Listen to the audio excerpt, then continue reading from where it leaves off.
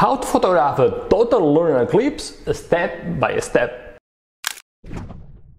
Hello photopiller, Rafael the Bar here. In this video you'll learn how to photograph the upcoming May 26, 2021 total lunar eclipse or any other lunar eclipse you wish to photograph in the future. So get ready to learn how to photograph all the phases of the eclipse, including the always amazing phase of totality. And also get ready to learn how to photograph the total lunar eclipse along with a powerful landscape or an interesting subject. Are you ready? Because as always, everything begins with a plan. As you know, the total lunar eclipse won't be visible everywhere. It will only be visible in certain places on the planet. So the first thing you need to do is to use photopills to figure out where on Earth the eclipse will be visible and at what time each phase of the eclipse will occur. With all this information, you'll be able to plan your shot of the eclipse. You'll be able to figure out the shooting spot, the red pin position, and the shooting time. So you can go and photograph the eclipse. If you wish to learn how to plan your total lunar eclipse for ideas, if you wish to see me planning the coming May 26, 2021 total lunar eclipse, watch this video.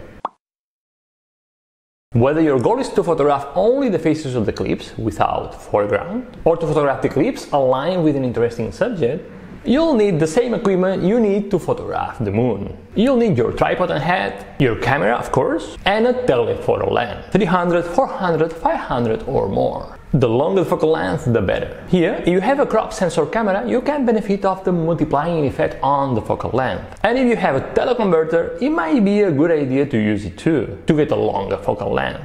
Also, if you wish to create a composite image like this one, then you'll need a second camera and a wide-angle lens to capture the beauty of the landscape together with the path of the eclipse. So you can add in post the phases of the eclipse at the right spot they occurred. Finally, use an external shutter release or an intervalometer. The less you touch the camera, the better. Avoid vibrations at all costs, because vibrations produce blurry images.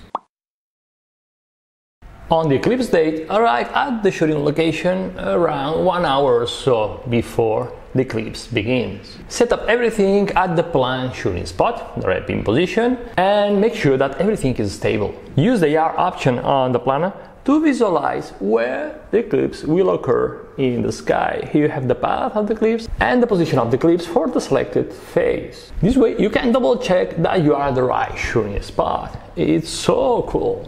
Now, set the focal length you wish to use to get the framing you want, for example 500mm. If your goal is to photograph only the phases of the eclipse without foreground, then meter the light on the surface of the moon before the eclipse begins. Set the aperture to f8 to get a nice deep depth of field, but get ready to open the diaphragm to f5.6 for example, so you can keep the shutter speed under 1 second.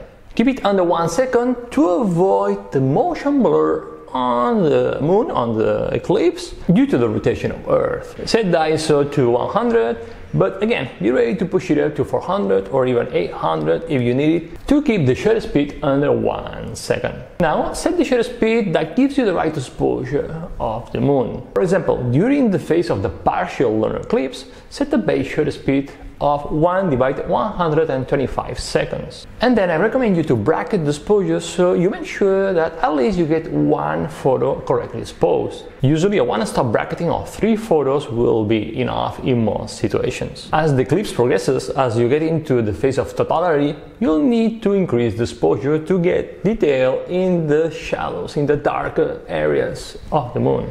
So during totality, you should use a slower shutter speed, like for example half a second. So during totality, I'll recommend you to use a slower shutter speed, like for example half a second. But remember, don't go over 1 second if you can. Now, make focus on the moon. And if you're photographing the eclipse aligned with an interesting subject, make focus on your subject. Then take a test shot and make sure that the moon is in focus, or that both the moon and your subject are in focus. Actually, there is an easy way to ensure that you're using the right camera settings to get both in focus, the moon and your subject. And I explain it in this video. Watch it. And last but not least, check that the exposure is right. Check that you're capturing details in the highlights and also in the shadows. If something looks wrong, make the necessary adjustments on the exposure or on the focusing. Now, if you wish to learn more about how to photograph a total lunar eclipse, I invite you to download our super detailed lunar eclipse photography guide. I'm gonna leave a link in the description of this video and in the first comment below. Check it out. And if you wish to learn how to photograph the moon in many situations, watch our moon photography course. Watch it.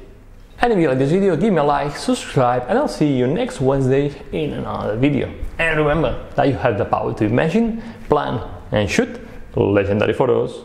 Bye!